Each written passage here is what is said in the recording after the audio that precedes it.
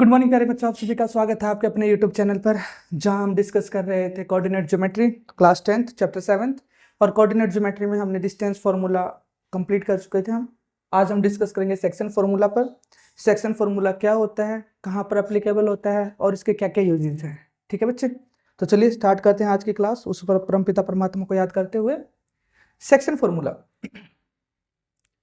Section formula क्या होता है? If we have a 2 point, यदि हमारे पास 2 पॉइंट है, एक पॉइंट है ए और एक पॉइंट है बी। ए के कोऑर्डिनेट है हमारे पास, मान लीजिए x1 एंड y1, और बी के कोऑर्डिनेट है हमारे पास x2 एंड y2। और ये क्या है?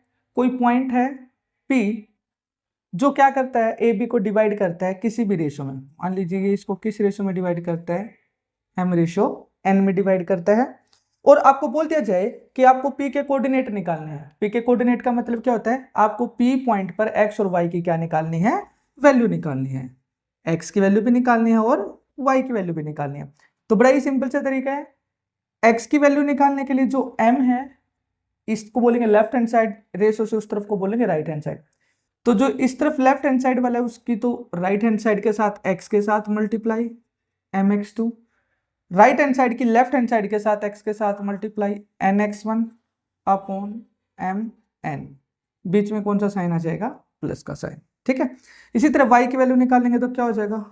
my2 plus ny1 upon m plus n। If, यदि p divides A B internally, यदि जो p है ना वो ए बी को इंटरनली डिवाइड करता है। ठीक है, अगर वो p ए बी को एक्सटर्नली डिवाइड करे, क्या करे? पी ए बी को एक्सटर्नली डिवाइड करे, तब हम क्या करेंगे? सिर्फ जहां पर हम प्लस लगा रहे हैं दोनों जगह, वहां पर क्या यूज कर लेंगे? माइनस। यही क्या है बच्चे? Section formula. तो सेक्शन फॉर्मूला कहां पर एप्लीकेबल होता है? जब हमें रेशियो दे रखी हो और हमें क्या निकालने हो? कोऑर्डिनेट। या फिर हमें कोऑर्डिनेट दे रखे हो और हमें क्या निकालनी हो? रेशियो। मान लीजिए कि ए और बी हमारे पास 2 पॉइंट है, ए पॉइंट है और ये क्या हमारे पास बी पॉइंट है, और यहां पर है कोई पॉइंट P। ठीक है, अब A के कोऑर्डिनेट हमारे पास है 2,3, B के कोऑर्डिनेट हमारे पास 3,1। ठीक है बच्चे, अब ये क्या कहता है?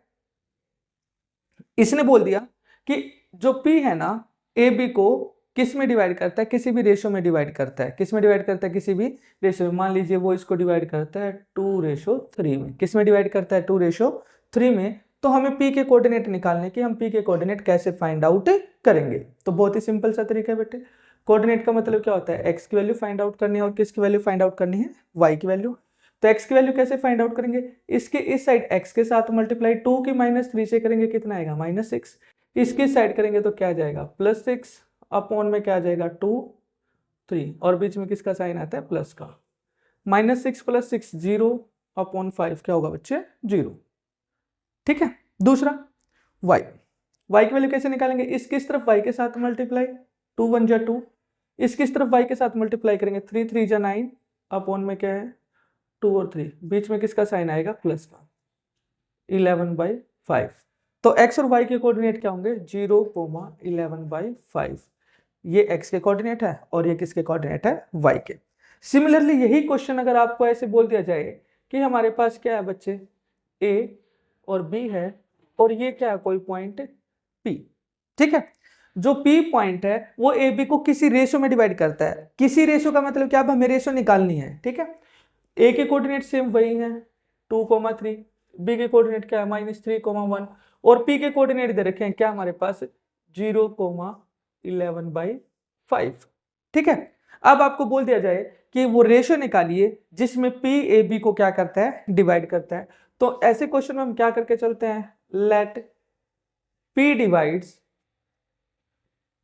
ए बी इन k रेशो 1। जो p है वो ए बी को किस रेशो में डिवाइड करता है? k रेशो 1 में डिवाइड करता है। यहां से आप क्या निकालिए?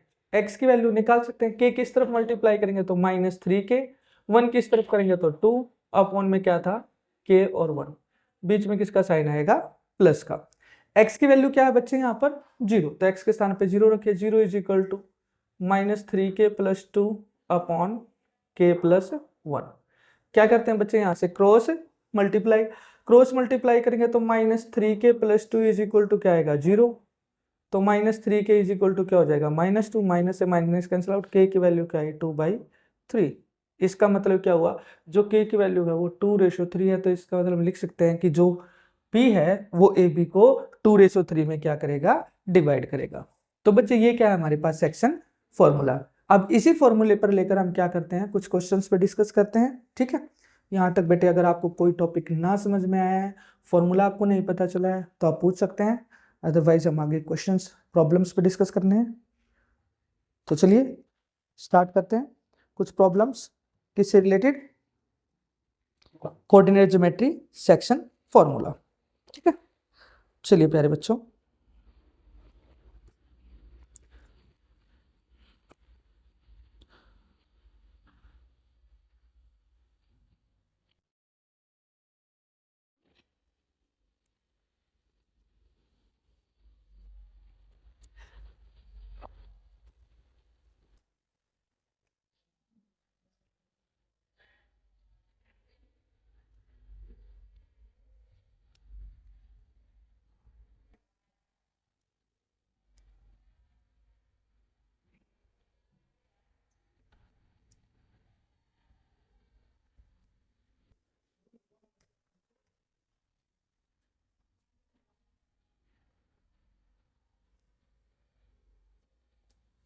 तो चलिए बेटे स्टार्ट करते हैं।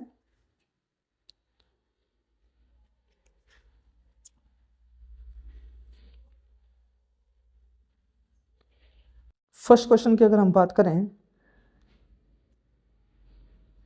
कोई भी क्वेश्चन स्टेटमेंट अपनी तरफ से ले लेते हैं अच्छे से क्वेश्चंस के। ठीक है, क्या कहता है, find the coordinate of A point which trisect the line segment 1 - 2 and -3, 1 - 2 and -3,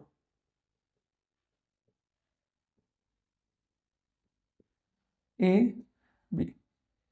question क्या कहता है कि हमारे पास क्या है, find the coordinate of the point, उस पॉइंट के कोऑर्डिनेट निकालिए, कौन कौन से पॉइंट के, विच ट्राइसेक्ट द लाइन सेगमेंट, जो कि इस लाइन सेगमेंट को, ट्राइसेक्ट का मतलब क्या होता है बच्चे, ट्राइसेक्ट का मतलब होता है कि वो उसको 3 इक्वल पार्ट में डिवाइड करता है। ठीक है, यहाँ पर क्या आ सकता है, बाइसेक्ट भी आ सकता है। ठीक है, या फिर यहाँ पर क्या कह सकता है, वो उसको 4 इक्वल पार्ट में भी क्या करता है, डिवाइड करता है। तो बेसिकली कॉन्सेप्ट भी बिल्कुल सेम है। अगर 2 इक्वल पार्ट में डिवाइड करता है तब क्या करेंगे, 3 में डिवाइड करता है तो क्या करेंगे, देखिए मान लेते हैं कि जो ए बी है इसको 3 इक्वल पार्ट में डिवाइड किया गया, एक पार्ट हुआ ये, एक पार्ट हुआ ये और एक पार्ट हुआ ये, तो हमने इसको नाम दे दिया सी और इसको क्या नाम दे दिया डी। ठीक है, तो जो सी और डी पॉइंट हैं वो ए बी को 3 इक्वल पार्ट में क्या करते हैं, डिवाइड करते हैं। 3 इक्वल पार्ट में डिवाइड करने का मतलब क्या है, देखिए सी से इस तरफ कितने पार्ट हैं, सिर्फ एक हिस्सा है, उस तरफ कितने पार्ट हैं, 2 पार्ट है, तो सी की रेशो तो क्या होगी 1:2। इसी तरह डी की रेशो क्या होगी बच्चे 2:1। क्या होगी डी की रेशो 2:1। सेम यही क्वेश्चन अगर आपको बोल दिया जाता है क्या, कि जो ए बी है उसको कोई पॉइंट क्या करता है, बाइसेक्ट करता है, ये तो क्या था बच्चे ट्राइसेक्ट। अगर मैं बात करूं किसकी, कि ये इसको बाइसेक्ट करता है, बाइसेक्ट करने का मतलब क्या है, 2 इक्वल पार्ट में डिवाइड करता है सी, तो 2 इक्वल पार्ट में डिवाइड करेगा, इधर भी क्या है 1 पार्ट है और इधर भी कितना हिस्सा है 1 हिस्सा है, तो रेशियो क्या हो जाएगी 1:1। अगर बात करें कि वो इसको 4 इक्वल पार्ट में डिवाइड करता है तो क्या हो जाएगा 1:3, हाँ जी 2:2 एंड 3:1। इस प्रकार से सेम इस तरह का कोई भी क्वेश्चन आ जाए, सेम कॉन्सेप्ट यूज होना है, जितने पार्ट में डिवाइड करने की बात करें उसको उतने पार्ट में डिवाइड कीजिए। ठीक है, अब हमें निकालने coordinate of C.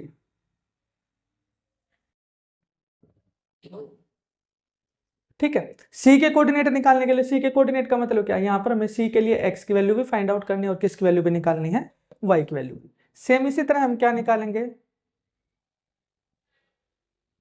Coordinate of D, वहां पर भी हम किसकी वैल्यू निकालेंगे, एक्स की वैल्यू भी फाइंड आउट करेंगे और किसकी वैल्यू भी फाइंड आउट करेंगे, वाई की वैल्यू। तरीका आपको बताया ही था, क्या है, जब भी रेशियो दे रखी तो एक्स की वैल्यू निकालें तो इसकी इस तरफ एक्स के साथ मल्टीप्लाई, 1 की -3 से करेंगे तो -3, 2 की 1 से करेंगे तो 2, अपॉन में क्या था बच्चे 1 और 2, और बीच में किसका साइन आ जाएगा प्लस का, -3 + 2 क्या होगा -1/3। इसी तरह y की वैल्यू निकालेंगे, इसकी इधर y के साथ करेंगे 1 4 जा 4 और उसके उधर y के साथ करेंगे 2 2 जा -4 अपॉन में बीच में प्लस का साइन नहीं आता बेटे, 0/3 क्या हो जाएगा 0। इस प्रकार से हमारे पास जो सी के कोऑर्डिनेट आए क्या है -1/3 -1/3, 0। इसी तरह से हम क्या निकालेंगे बच्चे हमारे पास डी के कोऑर्डिनेट, किसके कोऑर्डिनेट निकालेंगे डी के कोऑर्डिनेट। डी के कोऑर्डिनेट निकालने के लिए रेशियो 2:1 है, सिंपली 2 के इधर करेंगे 2 3 जा -6, इसके इधर करेंगे तो 1 अपॉन -5/3। इसी तरीके इसकी वैल्यू निकालेंगे बच्चे y की वैल्यू, कैसे 2 के इधर y के साथ मल्टीप्लाई करेंगे 2 4 जा 8, 1 के इधर y के साथ करेंगे तो -2 अपॉन में क्या था बीच में प्लस का साइन आएगा, प्लस माइनस माइनस होता है तो 8 -2 क्या आ जाएगा 6/3, 3 2 6, तो कोऑर्डिनेट क्या आ जाएंगे 2। तो इस प्रकार से अगर इस तरह का कोई भी क्वेश्चन आता है क्या कि कोई लाइन सेगमेंट दे रखा है और उसको हम कितने पार्ट में डिवाइड करते हैं 2 इक्वल पार्ट में, 3 इक्वल पार्ट में, मतलब कि बाइसेक्ट करते हैं, ट्राइसेक्ट करते हैं, ठीक है, या क्या करते हैं क्वार्टर कर देते हैं, उसका मतलब 4 पार्ट कर देते हैं, तो वो क्या करता है लेकिन इक्वली डिवाइड करना, क्या करना उसको इक्वली डिवाइड करते हैं, तो हमेशा यही कॉन्सेप्ट यूज होगा, ठीक है। तो बच्चे आज के लिए इतना ही, बाकी कल डिस्कस करेंगे। Thank you very much, have a nice day.